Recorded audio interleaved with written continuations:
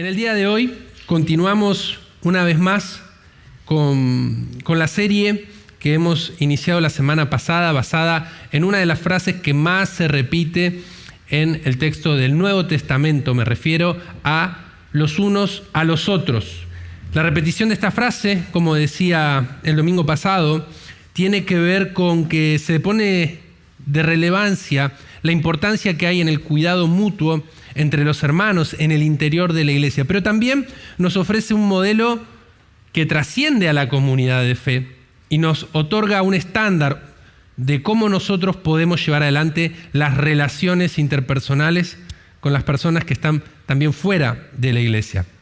La semana pasada hablé de los unos a los otros en el amor y en el día de hoy voy a hablar de los unos a los otros en el perdón. Y voy a introducir con una cita de quien más reiteró esta frase, el apóstol Pablo, en su epístola a los Colosenses, capítulo 3, versos 12 y 13. Por tanto, como escogidos de Dios, santos y amados, vístanse de profunda compasión, de benignidad, de humildad, de mansedumbre y de paciencia, soportándose los unos a los otros y perdonándose los unos a los otros, cuando alguien tenga queja del otro. De la manera que el Señor los perdonó, así también háganlo ustedes. Este mensaje se centra en el perdón y en el modelo que Dios nos dio acerca de cómo debemos perdonar, cómo es que otorgamos este perdón. Y en el día de hoy quiero que podamos aprender de qué se trata esto de vestirse de las virtudes, que no son otra cosa más que las virtudes de Cristo, y cómo es el estándar de perdón que Cristo le presenta a la iglesia para practicar el perdón los unos a los otros. ¿Amén? Acompáñenme en esta breve oración. Señor, te damos gracias. Te pedimos en esta hora que tu Espíritu Santo tome control, que llene este lugar, Señor, que llene nuestras vidas, que nos prepares por medio de tu Santo Espíritu, Señor, para recibir tu palabra, que seamos una buena tierra para la semilla de tu palabra. Quita todo pensamiento de distracción, produce un avivamiento interior en nuestros corazones, produce sed y hambre de tu palabra. Ayúdanos, Señor, a apropiarnos de ella, a creer en ella y a ponerla por obra. En el nombre de Jesús yo te doy mi vida, Señor, para que tú también hables directamente a tu pueblo. Y si hay algo en mí que no viene de ti, tienes el poder y la autoridad para quitarlo de mi boca. Te entregamos nuestras vidas y te damos gracias por este tiempo que estamos en tu casa. En el nombre de Jesús. Amén y amén. Cada vez que Pablo escribía una epístola parecía como que hay ciertas circunstancias que se repetían. Y es el caso de la iglesia de Colosas. Ahí había algunas herejías. Había un judaísmo muy legalista. Había enseñanzas que eran gnósticas, ascéticas. Y ya habían llegado al punto en que practicaban la adoración a los ángeles. Así que a pesar de no conocer a los colosenses de manera personal, el apóstol Pablo le escribe una carta desde la cárcel y los primeros 2 capítulos de esta epístola se dedica a enseñarles acerca de la supremacía y la suficiencia de Cristo. Básicamente lo que hace es ponerle los patitos en fila a los hermanos de Colosas. Y a partir del capítulo 3 comienza a ofrecer una serie de exhortaciones prácticas para la vida cristiana. Comparto con ustedes el comienzo de este capítulo. Colosenses 3, 1 al 5 dice así: siendo que ustedes han resucitado con Cristo, busquen las cosas de arriba donde está sentado a la diestra de Dios. Ocupen la mente en las cosas de arriba, no en las de la tierra, porque han muerto y su vida está escondida con Cristo en Dios. Y cuando se manifieste Cristo, la vida de ustedes, entonces también ustedes serán manifestados con Él en gloria. Por lo tanto, hagan morir lo terrenal en sus miembros. Hasta acá, en el verso 5. Este capítulo comienza con una muy poderosa exhortación de Pablo que a la vez es darle tarea a los creyentes de esta iglesia. Les dice, busquen las cosas de arriba. Y enseguida les remarca su muerte al pecado diciendo, han muerto y su vida está escondida con Cristo en Dios. Y al remate de este verso, el verso 5, Él les manda lo siguiente: hagan morir lo terrenal en sus miembros, es decir, en ustedes, en sus cuerpos. Hagan morir lo que es terrenal. Es interesante ver este verbo, ¿no? Morir, que está indicando una acción que es decisiva, una acción que es volitiva de abandonar el pecado. Es decir, lo que el apóstol Pablo les estaba indicando era que ellos tenían que proactivamente tomar una decisión acerca de su condición. Les dice, hagan morir al pecado. Y ese llamado lo que implicaba era que ellos practiquen una renuncia de las obras de la carne y una adopción, recién entonces, una adopción de las virtudes de Cristo. Y es ahí que, como leíamos en la cita inicial, entonces Pablo les decía, por tanto, ustedes que son escogidos, que son santos, que son amados de Dios, vístanse, y enumera las virtudes, benignidad, humildad, etc. Al decirles que se vistan de estas virtudes, los estaba básicamente desafiando a desarrollar el carácter de Cristo en ellos. La metáfora de vestirse nos habla de una acción deliberada. Vos cuando comenzás el día en tu casa, salís de la cama y no es que te asalta la ropa y se pone sola ahí. No. Vos decidís qué te vas a poner. Lo vas a hacer en base al día que tenés por delante. Lo vas a hacer en base a cómo te querés ver. Es decir, quién querés ser. Seguimos la analogía. Básicamente Pablo les está dando esta metáfora aludiendo a una acción que necesita ser deliberada, motivada, meditada por parte de los creyentes. ¿Y para qué? ¿Para qué? Colosenses 3, 9, 10 nos ofrece un para qué. Para que no se mientan los unos a los otros, porque se han despojado del viejo hombre con sus prácticas y se han vestido del nuevo, el cual se renueva para un pleno conocimiento conforme a la imagen de aquel que lo creó. Despojarse de las ropas del viejo hombre es un proceso, vamos a decirle, continuo. De hecho, por eso la cita dice que nos vamos renovando al nuevo hombre, que es Cristo Jesús. Aunque muchas veces nos sentimos como Adán, en un ropaje viejo, ¿no? O mejor dicho, en ningún ropaje. Porque tenemos esa vergüenza, esa confusión de que nuestro espíritu anhela una cosa, pero vivimos otra. Y estamos como avergonzados, nos sentimos desnudos espiritualmente. Por eso Dios quiere cubrir nuestra vergüenza, y no como en el Edén con unas pieles para proteger. Lo que quiere es una transformación profunda, plena, revestirnos del nuevo hombre, revestirnos de Cristo Jesús. Él es el modelo, Él es el estándar. ¿Cuántos me siguen? Cristo es el modelo, Cristo es el estándar, y mirando a Él y mirando a sus atributos es que Pablo le dice a los colosenses, y también a nosotros hoy, de la manera que el Señor los perdonó, háganlo ustedes también. En cierta ocasión Jesús compartió una parábola, la parábola de los dos deudores, que retrata esto, acerca del deber de perdonarnos conforme a como Dios nos ha perdonado. Voy a parafrasearla súper rápido. Esta parábola dice que había un hombre, un siervo, que le debía dinero a su rey, y el rey lo mandó a llamar. Delante de su rey reconoció que no tenía medios para pagarle, y ese rey decidió sentenciarlo. Pero este siervo clamó y pidió misericordia. Así que el rey lo perdonó.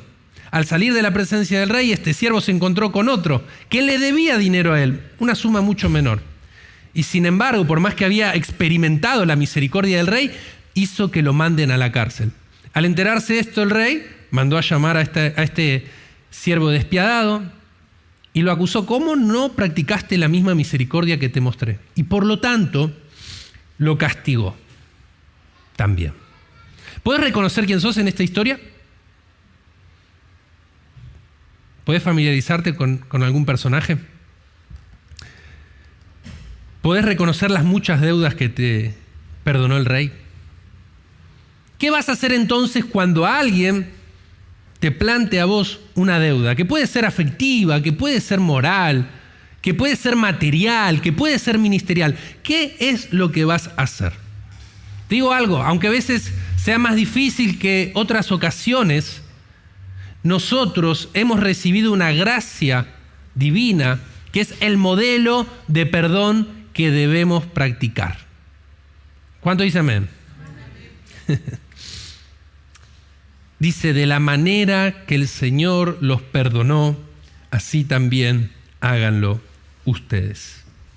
Hacerlo a la manera de Jesús puede ser bastante difícil porque, entre otras cosas, se caracteriza por un perdón que es unilateral. Decí conmigo, unilateral. Así atraigo tu atención y venís para acá. Deja que los niños vayan al baño.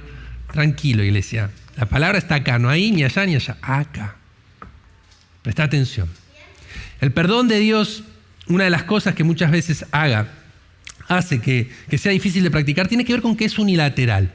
Esto significa que no siempre vas a tener un pedido de disculpas por parte de la persona que te vulneró para estar motivado a perdonar.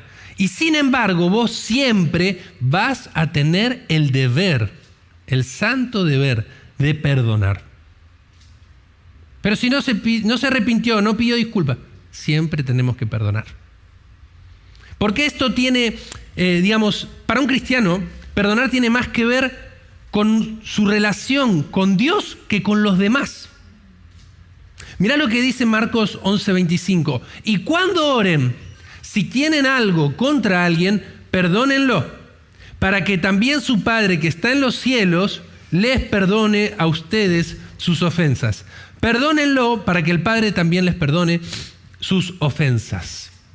Reitero, no necesitamos que nos pidan perdón. ¿Sabes por qué? Básicamente porque somos libres para perdonar. Somos libres para perdonar. Somos libres para, delante de la presencia del Señor, ser ministrados por Él y soltar las cargas. ¡Wow! Soy libre para perdonar. Aunque el otro no me demuestre arrepentimiento o remordimiento alguno, yo tengo el deber de perdonar, así como Dios me ha perdonado a mí. Y quiero decirte algo que puede servir para calmar esas exigencias de demostraciones y expresiones por parte del otro. Nosotros hemos estado en su lugar. Nosotros también estuvimos en el lugar de quien no demuestra remordimiento ni arrepentimiento. Sin embargo, en la cruz del Calvario, de manera completamente unilateral, a través del sacrificio de Cristo Jesús, Dios nos perdonó y nos reconcilió con Él. Aunque no estuvimos allí, a los pies de esa cruz, demostrando remordimiento o arrepentimiento, Dios nos perdonó y nos reconcilió con Él. ¿Me seguís? Y nosotros tenemos que contemplar, fijar nuestra mirada en ese modelo de perdón y hacerlo sin medias tintas. Asumirlo tal y como es. Mirar a un Cristo sufriente que mientras está siendo asesinado le pide al Padre perdón por sus verdugos. ¿Entendés dónde tenemos la vara del perdón? Dios nos perdonó, aunque nosotros no estuvimos allí pidiendo perdón. Dios nos perdonó a pesar de que no mostramos arrepentimiento alguno mientras Él era humillado, Él era herido, Él era traspasado por nuestras rebeliones. Así todo el Señor nos perdonó. Así todo hace salir el sol y caer la lluvia sobre nosotros. Así todo nos sigue dando de esa agua que sacia la sed. Así todo nos otorga esa gracia que nos sustenta, nos mantiene cada día. Así todo, porque nos amó primero, unilateralmente. Y en ese amor nos perdonó. Y de la manera que el Señor nos perdonó, así también debemos hacerlo nosotros. ¿Saben por qué cuesta tanto perdonar a la manera de Dios? Porque no tiene límites.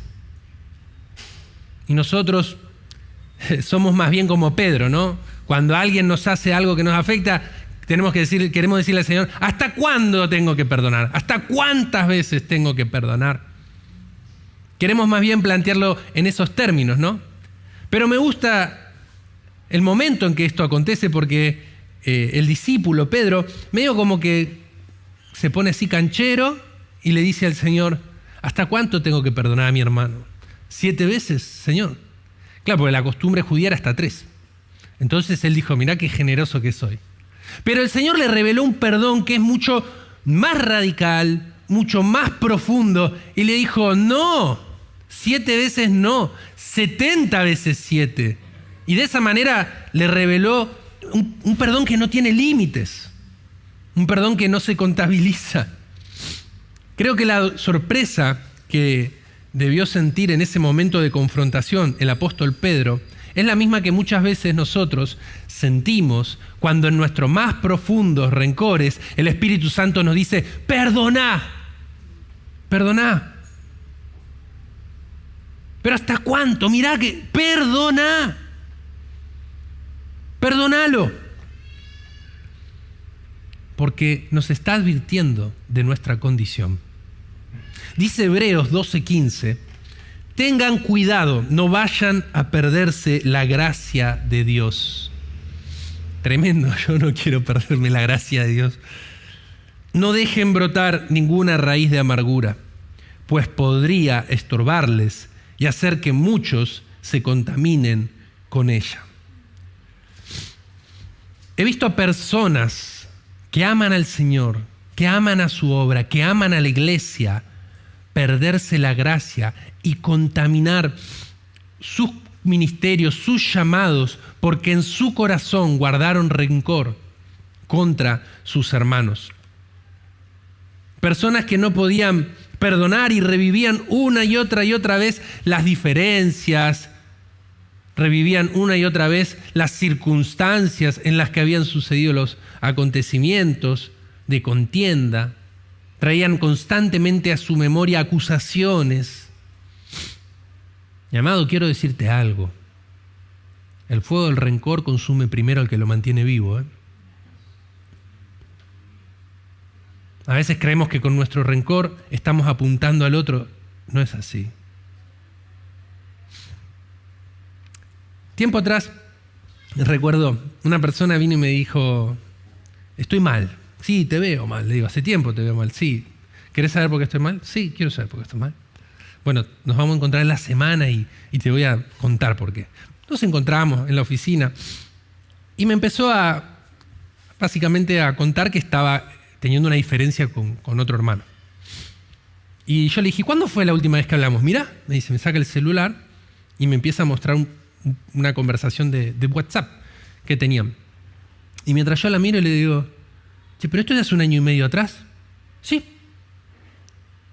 ¿Esa fue la última vez que hablaron? ¿Esa fue la última vez que conversaron ustedes dos? Sí. O sea que llevas 1 año y medio pensando qué respuesta darle. Y sí. Eso es una demostración de cómo el rencor nos ata y nos roba tiempo.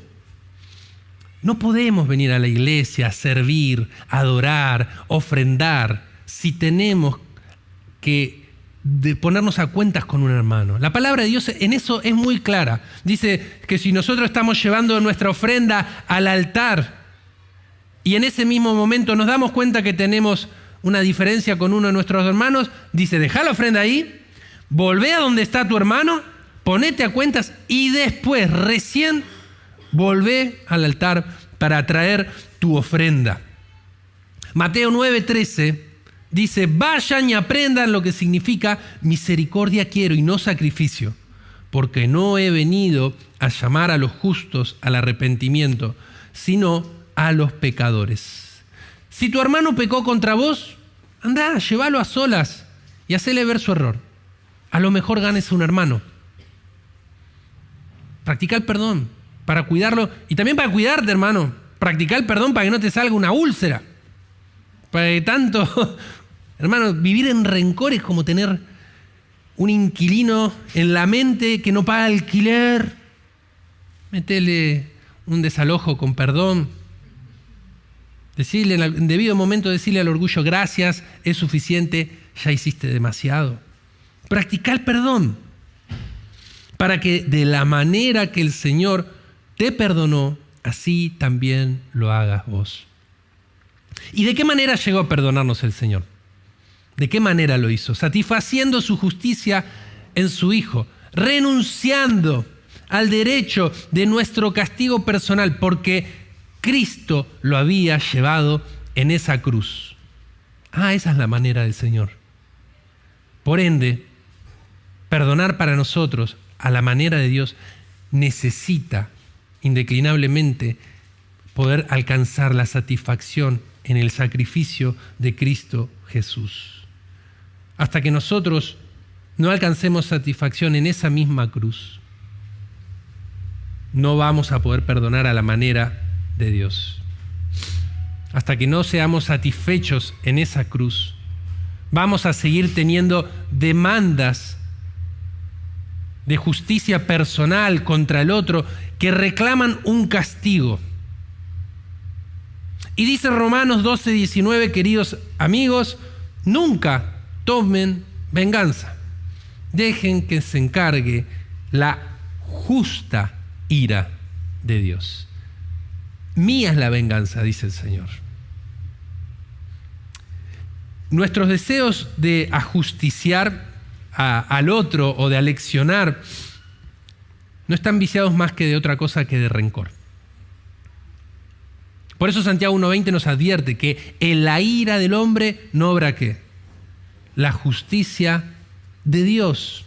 Recordemos que para nosotros la justicia de Dios, alcanzar la sentencia en Dios, ¿qué ha sido? Gracia. Es por eso que toda la ley se resume ¿en qué? ¿En qué? En amor. Gracias a Dios por beneficio nuestro. Ahora, esto puede ser difícil de soportar, yo lo sé. Muchas veces somos como Jonás, ¿no? Recuerdan la historia de este hombre. El Señor lo manda a predicar a Nínive. ¿Y qué pasa con Jonás? No quiere, viejo, no quiere. No, Señor. Y se resiste de una y otra mil formas. Es muy interesante la historia de él. Pero el punto está en que él no quería porque Nínive era un pueblo enemigo de Israel. Y Jonás bien sabía que Dios es misericordioso y perdonador. Entonces no quería saber nada. Jonás quería que Nínive sea castigado por lo que le había hecho a su pueblo. Y muchas veces nosotros también, en nuestra humanidad, no queremos renunciar al derecho de que haya sentencia sobre el otro, cuando Dios mismo nos ha dado el ejemplo de Él renunciar por amor de nosotros. ¿O no es así? Entonces, ¿cómo nosotros podemos perdonar de esa manera? ¿Cómo es que podemos? Recordando siempre olvidar. Dice Hebreos 8:12, porque les perdonaré sus iniquidades y nunca más me acordaré de sus pecados. El perdón de Dios es asombroso, porque no solo nos libra del castigo que merecíamos, sino que también Él decide no recordar nunca nuestras maldades. Ahora, yo sé lo que están pensando algunos. Humanamente es imposible que no recordemos el mal que muchas veces hemos atravesado, que otros nos han hecho. Eso solo lo puede hacer Dios, claramente está, porque Él todo lo puede, ¿no? Es un Dios omnipotente. Pero para nosotros, el perdón a la manera de Cristo implica que de una manera totalmente consciente decidamos no traer a memoria lo que otros nos han hecho. Es como Isaías 43, que es un capítulo de la Biblia que a mí me ha marcado mucho. Dice, olvídense de las cosas de antaño, dice en unas versiones. En otra dice, olvídense de las cosas pasadas. Es necesario olvidarse de las cosas pasadas para que Dios nos dé una nueva página, para que Dios haga algo nuevo hoy. Es completamente necesario. José lo experimentó de esta manera. Este hombre que había sido vendido por sus hermanos, que había sido traicionado por ellos, que lo vendieron como esclavo, y en Egipto pasó innumerables pruebas, todas ellas injustas. Luego de que el Señor lo honró, lo levantó, lo bendijo en sobremanera, ¿sabes cómo le puso a su primogénito? Manasés. ¿Sabes cuál es el significado de ese nombre? Hacer olvidar. Y en Génesis 41 dice que le puso así a su hijo porque Dios le había hecho olvidar todo el mal que le habían hecho sus hermanos. ¡Wow! O sea que en Dios es posible olvidar el mal que otros nos han causado, por más cercanos que sean, por más profunda que sea la herida. José no tuvo amnesia, esa es la verdad. Pero él tomó la decisión de no vivir atado al dolor, ¿me entendés? De recordar, olvidar en perdón. Y eso, como consecuencia, ¿sabes qué trajo? La restauración de su familia. Ahora, hago un paréntesis bien grande antes de concluir con este mensaje. En el caso de José, el perdón le permitió restaurar una relación que yo creo que en la gran mayoría de los casos el Señor quiere y puede restaurar, ¿no? Hermanos que están separados, hermanos que están divididos. No obstante, nadie puede decir muy ligero de cuerpo, no sé, a una mujer que es golpeada por su pareja 70 veces 7, porque quizás la tercera no la cuenta. Nadie puede decir con tanta calma a un hombre que está siendo estafado por su socio en los negocios 70 veces 7, porque quizás eso lo lleve a la quiebra. Nadie puede decirle eso con tanta holgura a un joven o una joven que está siendo abusado por un mayor, ¿no? Creo que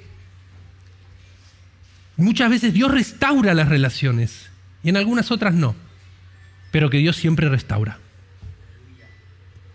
Porque siempre restaura corazones, siempre restaurará tu alma y siempre restaurará tu espíritu cuando vos practiques el perdón a la manera de Dios.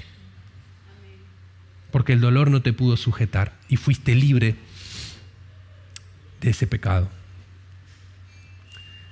De la manera que el Señor los perdonó, así también háganlo ustedes mismos. La manera en que Dios nos perdonó fue en una cruz. Y me encanta, siempre me ha gustado muchísimo la imagen de la cruz porque tiene como esos dos trazos que nos marcan la dinámica del perdón divino, ¿no? Por un lado, un trazo vertical que nos recuerda que Dios vino del cielo como un cordero humilde, manso y humilde, a perdonarnos de nuestros pecados. Y el otro trazo es horizontal, ¿no? Como si la cruz abriera sus brazos para abrazarnos allí a todos, a nuestros hermanos, a los pecadores, a aquellos que también debemos perdonar, para que en ese abrazo nosotros también podemos reflejar nuestra comunión con ese cordero. Quizás te cueste perdonar en el día de hoy porque no es fácil vestirse de virtudes cuando todavía sangrás por la herida, ¿verdad? Quizás no sea fácil perdonar hoy porque todavía en tu boca hay condenación, en tu boca hay enojo. Quizás sea difícil porque en tu corazón anida el rencor. Puede que la idea de perdonar ilimitadamente, renunciando a tus derechos, olvidando todo lo que te han hecho, termine siendo insatisfactoria, porque pareciera que le quitas la culpa al otro y vos te quedás con el dolor. Pero déjame que te resuma en una sola frase toda esta prédica. No perdonamos para cambiar al otro, perdonamos para cambiar nosotros. Venga la banda, por favor. Perdonamos para entender lo que significa que Dios bendice a los pacificadores. Perdonamos para no estar impedidos de experimentar el perdón de Dios hacia nosotros. ¿Me entendés, iglesia? Vamos a ponernos de pie, por favor. Perdonar, en definitiva, es dejarlo ir. todo aquello que no podemos cambiar, confiando en que Dios puede restaurar. Perdonar es poner el orgullo de lado para poner en el centro la unidad. Perdonar es mostrar misericordia cuando todo en nosotros demanda algún tipo de justicia que nos satisfaga. Eso es perdonar a la manera de Dios. Y te tiene que confrontar. A mí me confronta, muchas veces me confronta. Recuerdo que, yo no puedo decir que en el momento que recibí al Señor, porque por gracia de Dios me tocó crecer dentro de la iglesia, pero sí recuerdo momentos de despertares espirituales, personales. Y cada uno de ellos se vivió como un primer amor, ¿no? Y me he dado cuenta que cuando uno está en ese estado es mucho más fácil perdonar. Uno está tan conectado con Dios, tan cerca de Él, tan consciente de la necesidad de Él, tan consciente de que es la gracia lo que nos acerca a Él, que entonces de gracia recibe y de gracia da. Pero a veces en la vida cristiana nuestro perdón se pone un poco rancio. Perdóname que lo diga de esta manera. Porque estamos tan acostumbrados a la dinámica de la gracia, a que Dios nos perdona a todas, que nuestras fallas, nuestras transgresiones, siempre en Dios, son perdonadas. Que entonces no entendemos el precio tan alto que se pagó por nuestro perdón. Entonces no valoramos tanto el perdón y por ende no ofrecemos un perdón verdadero, un perdón que transforme nuestros corazones, un perdón que refleje nuestra comunión con Cristo. Quiero invitarte a que en el día de hoy pienses en dos cosas. Uno, si estás necesitando reverdecer ese don precioso que es perdonar. Es un regalo. Perdonar es un regalo. Y lo otro es que pienses qué cosas o a quiénes debes perdonar, para que, como te dije, nos vayamos libres. ¿Cuántos lo quieren? Amén. Ahí donde estás, cerrá tus ojos y permitime orar por vos. Señor, estamos delante de tu presencia, siendo sensibles a lo que tu Espíritu Santo nos revele en este momento. Por eso te pedimos que corras todo velo, Señor. Que cada raíz de amargura que se había arraigado en nuestros corazones, contaminándolo todo, en esta hora tu Espíritu Santo la quite, la extirpe y nos permitas tener un nuevo corazón en ti. Espíritu Santo, redarguye, convence y muestra ahora. Trae paz a corazones que están perturbados, ahogados en rencor, en angustias, en reclamos, en demandas. Ayúdanos a entender, Señor, que el perdón que tú nos mandas a practicar es conveniente para nosotros mismos, pues nos hace libres del dolor y nos ayuda a cerrar heridas y a que si las vamos a recordar, sea viendo cómo tú has restaurado todo.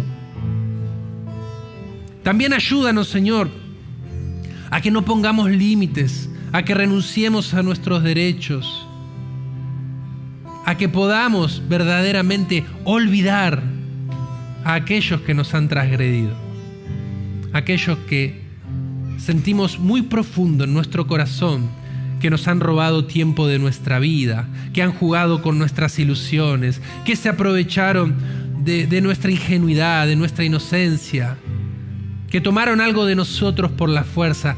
En el nombre de Cristo Jesús, yo te pido, Espíritu Santo, que ayudes a cada uno de mis hermanos a perdonar de la manera que Cristo nos perdonó. Este estándar, este modelo divino que tiene poder para reconciliarnos con Dios, necesitamos, Señor, llevarlo a la práctica para que experimentemos tu perdón. Quita toda dureza del corazón. Derriba todo argumento que se levanta en contra del conocimiento de Dios. Trae libertad en esta hora. En el nombre de Cristo Jesús te lo pido, Padre. Para que quienes estaban hacía años atados al rencor, repasando respuestas astutas que no llevaban a nada, en el nombre de Cristo Jesús lo hagas libre, que suelten esas piedras de condenación y que puedan experimentar la libertad que hay para quienes están en Cristo Jesús. Muestra la profunda necesidad que todos y cada uno tenemos de Dios. Ayúdanos a vivir en compasión, teniendo una mirada, Señor, compasiva, un entendimiento renovado, que seamos perdonadores como tú lo eres, Señor, para que no estemos atados a nada. Bendigo la vida de cada uno de mis hermanos, Señor, declarando la paz del Señor en ellos, en sus corazones, en sus hogares, en sus familias. Una paz que el mundo no puede dar, una paz que no entendemos, pero una paz que produce el Espíritu del Hijo en aquellos que también somos hijos. Guárdalos en perfecta paz, Señor. Ayúdalos a vivir libres de todo enojo y maldicencia. Restáuralos en tus manos, alfarero. Dales emociones sanas, sentimientos sanos, estabilidad, Señor, paz, calma y gozo. Gozo, Señor, tu gozo. En el nombre de Cristo Jesús te lo pido. Amén.